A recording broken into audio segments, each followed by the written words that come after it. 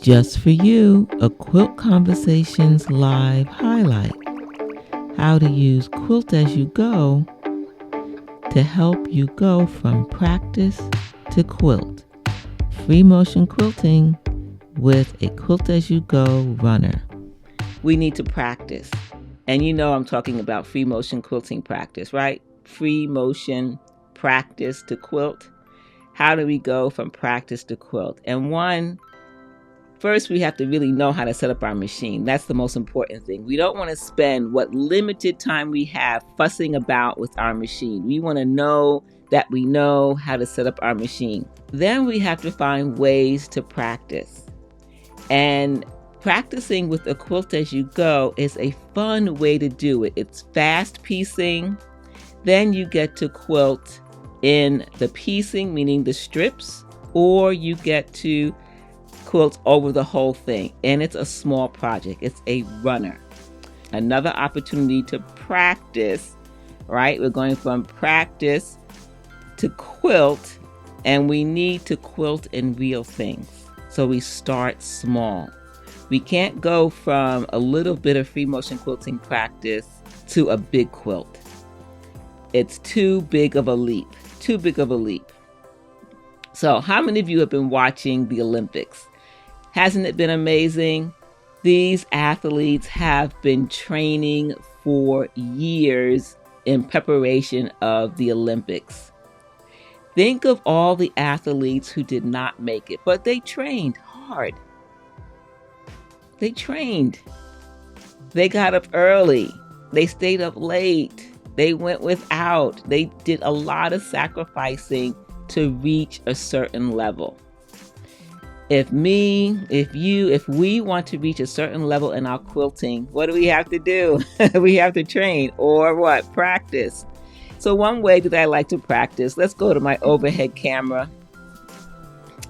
This is one of the designs that you learn in the Quilt as you go. Now, although the Quilt as you go class is about quilting strips as you go for a table runner, you also get free motion quilting designs so that you can practice your free motion quilting.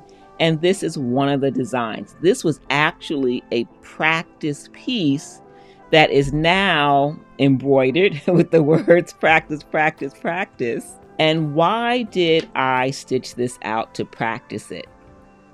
I practiced before I went to the fabric. I went to my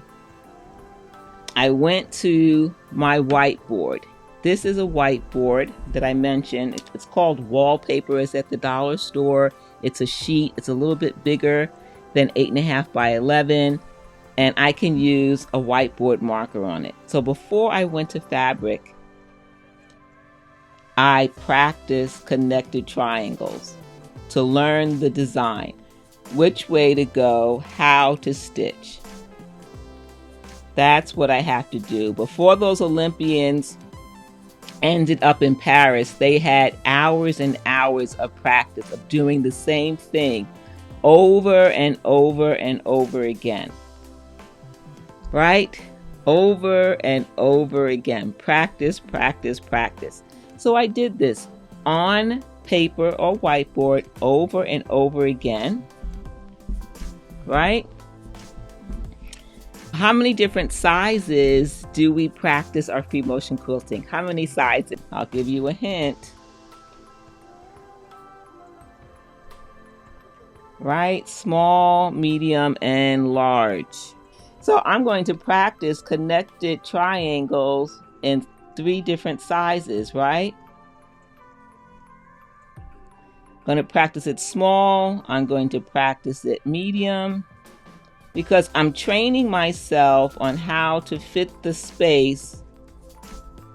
Small spaces, medium-sized spaces, meaning sashing, borders, and large might be an edge to edge, right?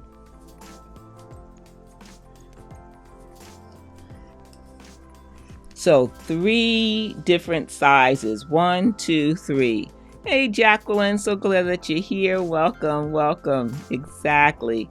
So 3 different sizes.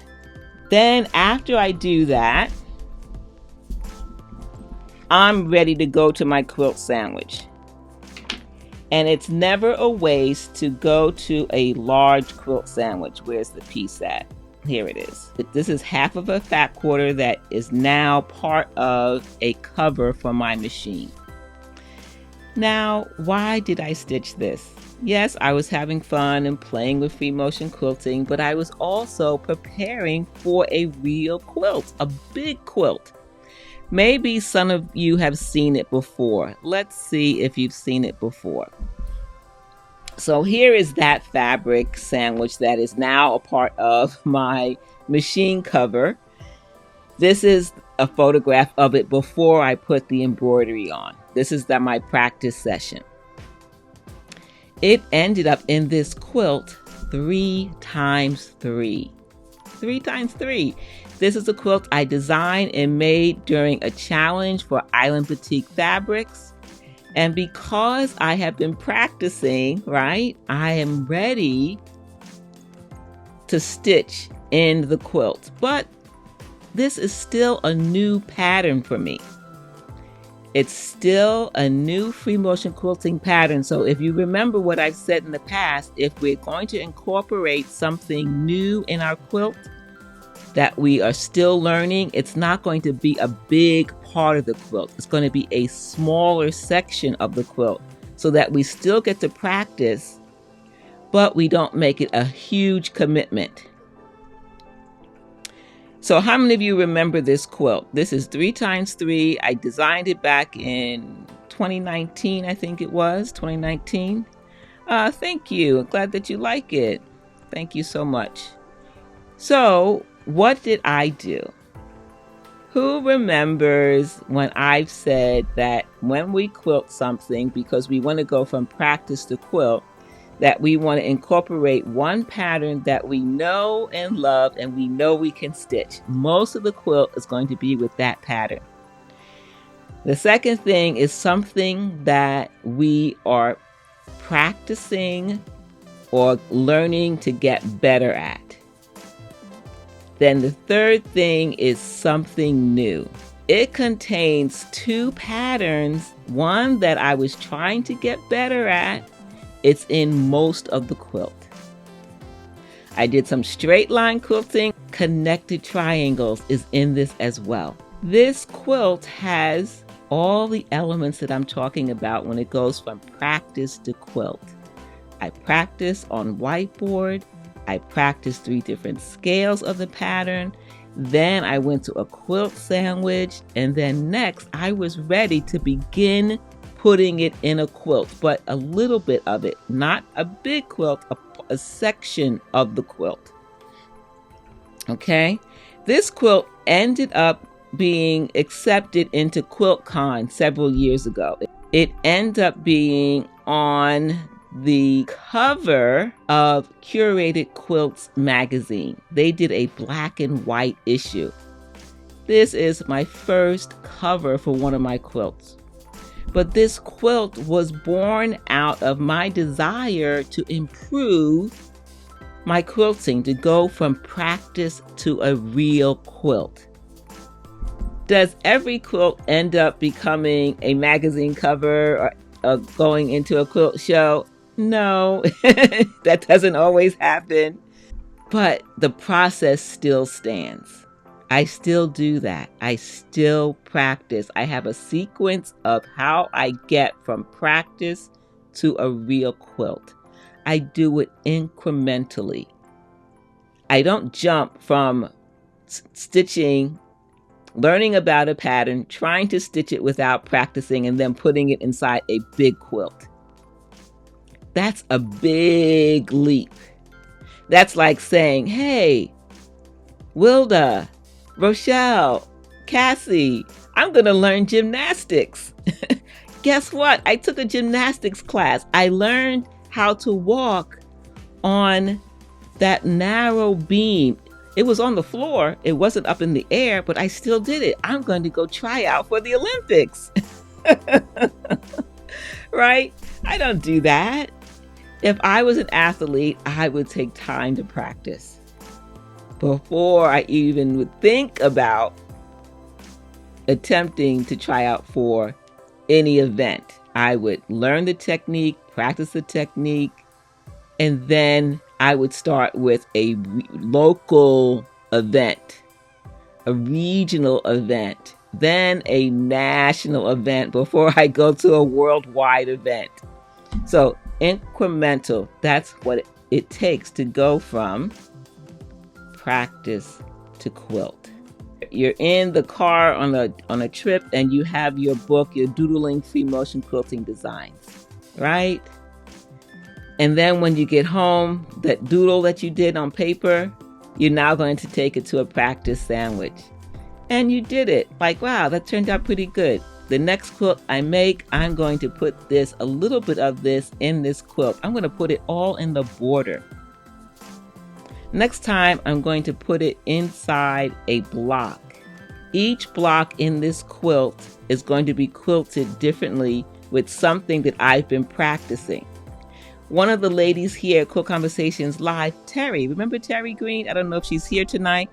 She did that. She quilted a quilt with, I think it was 25 different blocks, and each block she challenged herself to quilt something different. That quilt ended up going into several quilt shows. And she did it, mind you, she did it afraid. She didn't know how it was going to turn out, just like I didn't know how 3x3 was going to turn out. But I put in the work, right? I put in the work. Oh, Terry's not here today, not so far. Maybe she'll watch the replay. Hey, Terry, if you're watching the replay. So glad that you're here. I love to talk about your determination to go from practice to quilt. What happens when we start to go from free motion quilting, doodling, to quilting sandwiches? Now we're ready for those real quilts, those small projects, those tote bags, the table runner. Remember the Quilt As You Go table runner? Remember this? This is an example of a small step toward a big quilt. This is my practice. You're looking at what I did as a young free motion quilter. I've been free motion quilting since 2008. And I was experimenting with first decorative stitching, and then I did the same runner again above in red, and I added free motion quilting, one strip at a time. If we quilt our projects based on the patchwork piecing, we get more practice in, and it's a small space. It's easier on a home machine, which is where these were quilted. These were quilted on a home machine. One patchwork piece at a time. So I can say I'm going to stitch a feather, which I'm learning how to stitch. I'm going to practice on a separate quilt sandwich. Then I'm going to come to my runner and do one strip with one feather. I'm getting my practice in. I'm improving because I'm putting it in something real. When we put it in a real runner or a mini quilt, it helps to slowly build our confidence for the big quilt. If we start with a big quilt without the practice I recommend you do beforehand, you get nervous. At least I do. I get nervous. Can I do it? How's it going to turn out? Every single time we practice, we are refining how we set up our machine for free motion. We begin to know what our machine sounds like when it's happy, when it's going to produce the results that we want. We get to practice tension. All of this is working and building your muscle as a machine quilter.